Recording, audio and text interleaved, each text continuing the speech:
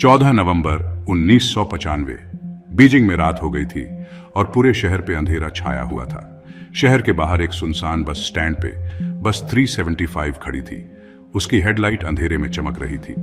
ये एक आम पब्लिक बस थी जिसमें आम लोग भरे हुए थे जो दिन भर की थकान के बाद अपने घर जाने के लिए बेताब थे। उन्हें क्या पता था कि ये मामूली सी रात जल्द ही एक खौफनाक मोड़ ले लेगी और उन्हें एक ऐसे रहस्य में धकेल देगी जो आने वाले सालों तक शहर को डराता रहेगा। जैसे ही आखिरी कुछ मुसाफिर बस में चढ़े, हवा में एक अजीब सी बेचैनी छा गई। एक बुजुर्ग महिला अपने शॉपिंग बैग पकड़े हुए खाली सीट की तलाश में बस में इधर उधर देख रही थी। पीछे की सीट पर एक जवान जोड़ा धीरे से बातें कर रहा था। उनकी हंसी इंजन की आवाज में दब गई थी। बस ड्राइवर, एक तजुर्बेकार आदमी जो सालों से शहर की सड़कों पर बस चला रहा था, अपनी रोज की तरह बस चेक कर रहा था। उसे क्या पता था कि आगे क्या होने वाला है। जैसे ही बस स्टैंड से निकलकर अंधेरी रात में आगे बढ़ी, मुसाफिरों पर एक अजीब सी बेचैनी छा गई। बस सुनसान सड़कों पर आगे बढ़ रही थी। उसकी हेडलाइट कभी कभी आवारा कुत्ते या देर रात ठेला लगाने वालों पर पड़ रही थी। मुसाफिर अपने अपने विचारों में खोए हुए थे।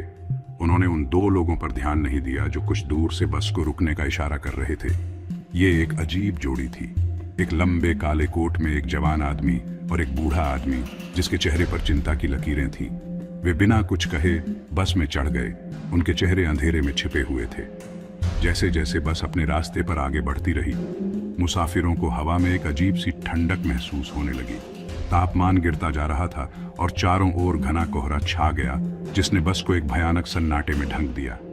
ऐसा लग रहा था जैसे बस किसी दूसरी ही दुनिया में आ गई हो, एक ऐसी जगह जहां समय और जगह के आम नियम लागू नहीं होते। मुसाफिरों ने एक दूसरे को बेचैनी से देखा। उनके दिल तेजी से धड़कने लगे। कुछ तो गड़बड़ थी। ये बात बस 375 के सभी मुसाफिरों के मन में आ रही थी। बाहर कोहरा और घना हो गया जो खिड़कियों से ऐसे चिपक रहा था मानो कोई भूत हो। बस के अंदर की हवा भारी हो गई जिससे सांस लेना मुश्किल हो रहा था। नए मुसाफिर चुप रहे। उनके चेहरे अंधेरे में छिपे रहे। लंबे कोट वाला जवान सीधे आगे देख रहा था। उसकी आंखें सूखी और बिना पलकें झपकाए।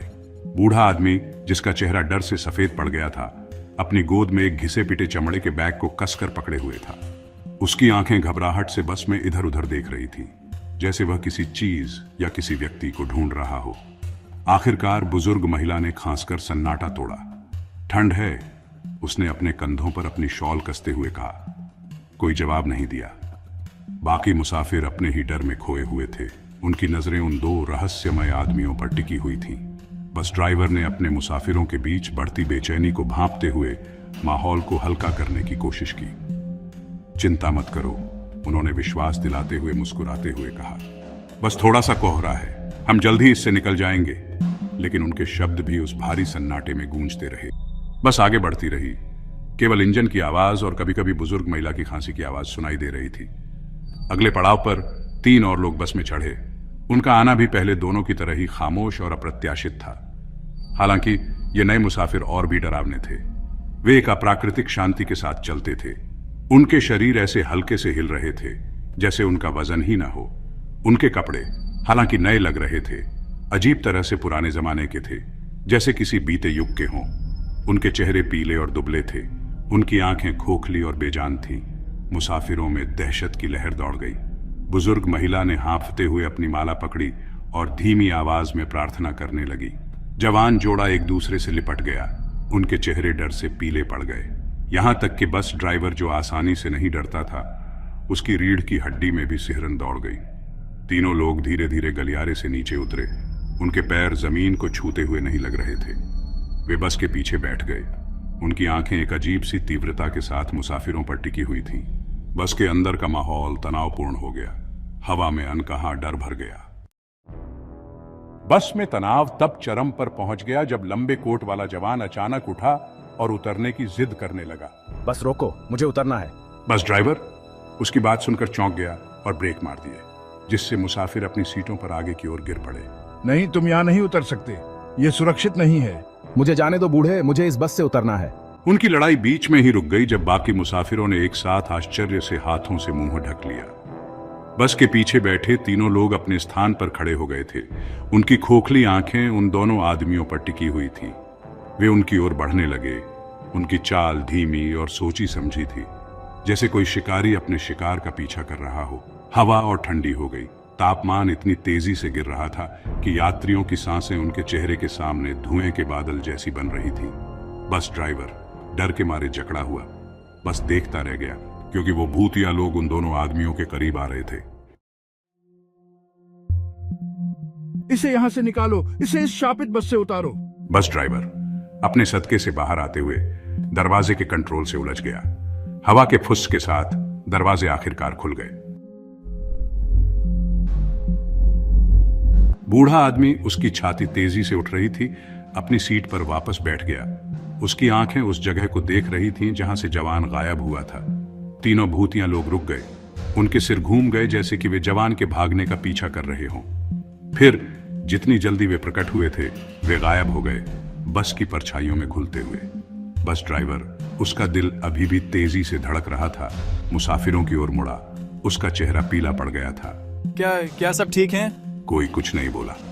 मुसाफिर अभी भी उस अजीब और भयानक घटना से सदमे में थे, बस उसे देखते रहे। उनकी आंखें डर से बड़ी हो गई थीं।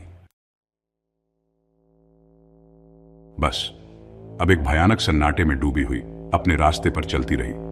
बाहर कोहरा खिड़कियों से ऐसे चिपका हुआ था जैसे अंदर आने की कोशिश कर रहा हो। बाकी मुसाफिर सन्नाटे में बैठे रहे। उनके चेहरे पीले पड़ गए थे। बुजुर्ग महिला ने अपनी माला कसकर पकड़ी हुई थी। उसके होंठ चुपचाप प्रार्थना कर रहे थे। जवान जोड़ा एक दूसरे को कसकर पकड़े हुए था। उनकी आंखें घबराहट से बस में इधर उधर देख रही थी।